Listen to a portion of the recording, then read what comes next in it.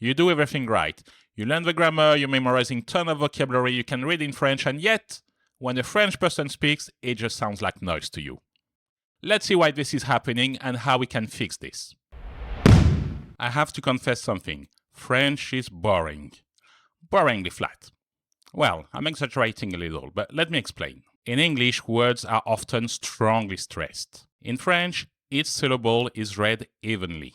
Amazing, magnifique, America, Amérique, present, présent.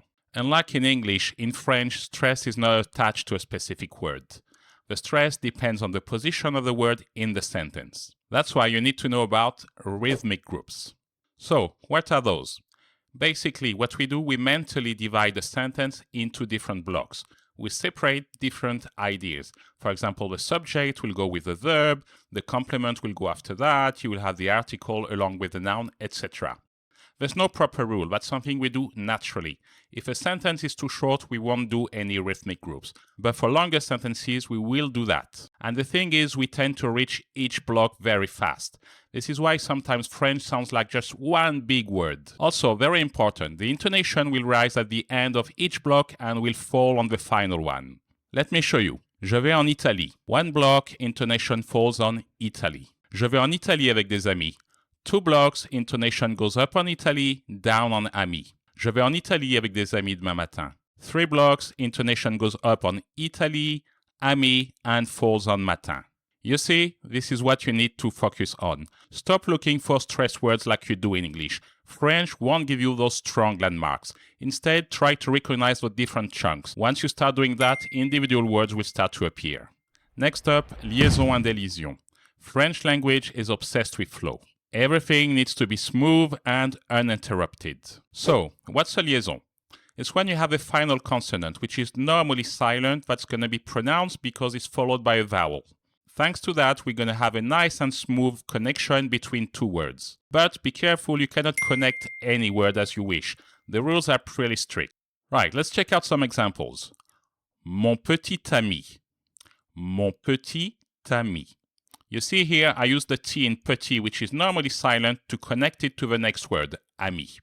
Un ordinateur. Un ordinateur.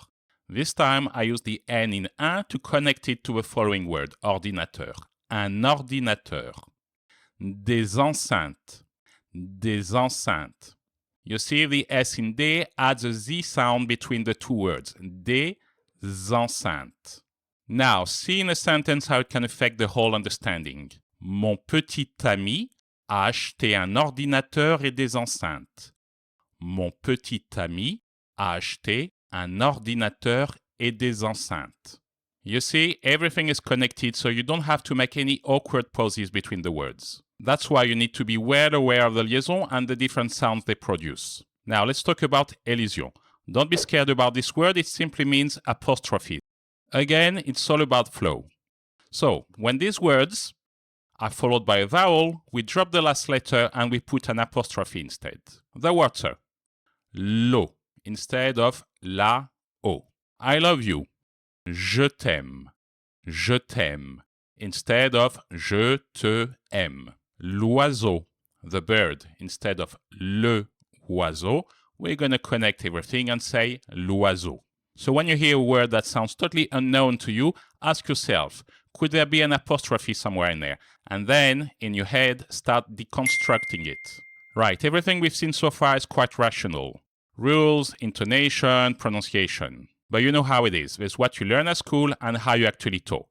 And just like English speakers, French people love to take shortcuts with their own language. Many words in French have a soft E sound. You can hear it in these words, for example. Je, cheval, demain, regarder. Well, in informal French, it's very common to drop that sound altogether. So instead of saying demain je vais chez le coiffeur, a French person might say demain je vais chez le coiffeur. Demain je vais chez le coiffeur. I know, that's pretty challenging. So how can you spot it? When that little E sound disappears, you tend to have a lot of unusual consonant combination. That's always a good clue that maybe we drop an E somewhere along the way. Little challenge. Try to understand what sentence I'm saying right now. Je n'aime pas ce film. Je n'aime pas ce film. Let me know in the comments what you think I just said. Also, be aware. With the word je, when we drop the E, sometimes to make the pronunciation easier, rather than saying je, we're going to pronounce it sh, like in chou. Je crois. Je fais. Je suis. Je sais. With the last two, we take it even further. We're going to drop the first S in those two verbs, and we're going to connect the sh to what is left. So, for example, I am French. It will go like that. Je suis français. Another example. I don't know the answer. Je sais pas la réponse. Definitely informal, but that's something you're very likely to hear. By the way, did you notice in that last example? I dropped the ne along the way. So, as you probably know, in standard French, to make the negation, it goes like that. Subject, ne, verb, pas. But in spoken French, very often we'll get rid of a ne. So instead of saying je ne parle pas anglais, we'd say je parle pas anglais. So always look for the pas rather than the ne when you want to identify the negation, okay? This is the indicator that you're dealing with a negation. Always the pas. Next shortcut is about the word il y a. Very useful word because it means there is, there are, or ago. For example, il y a des enfants dans le parc. J'ai mangé il y a 2 heures. In informal French, very often we will drop the il, so it will go like that. Il y a des enfants dans le parc. J'ai mangé il y a 2 heures. Now, how can you spot that? So basically, in French, there isn't such a word as ya, okay? So if you hear that sound, your brain should automatically think this is the shortcut for il y a. Another word French person loves to shorten is tu. Before vowel, we will drop the letter U and add an apostrophe instead. Tu as une copine? T'as une copine? Tu es en retard. T'es en retard. Now, let's be clear. This is informal spoken French. In standard French, you cannot do that. Even though tu is followed by a vowel, it never changes. Now, time to talk about the elephant in the room.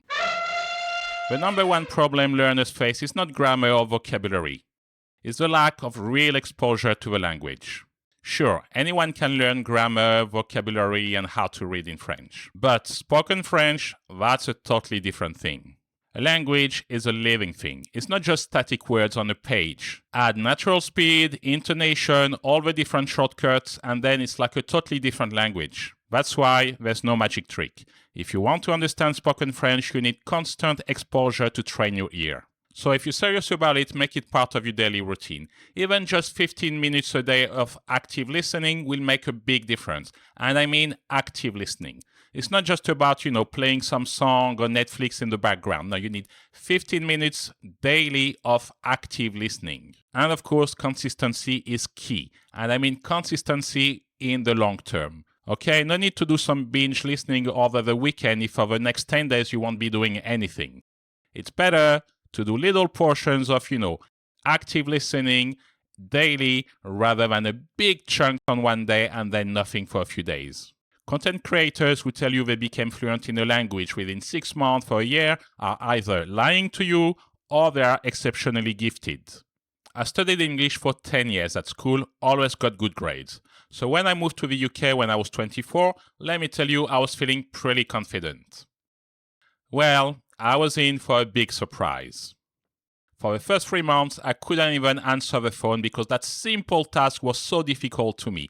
And it took me almost a year before I could actually watch television and understand what was going on. And then I discovered a whole new level of English when I met people from Northern England and Scotland.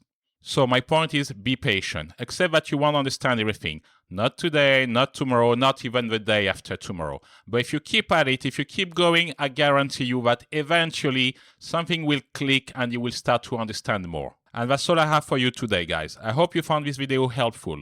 If you did, please give it a like, subscribe if you wish, and either way, I'll be here again next week with a new video.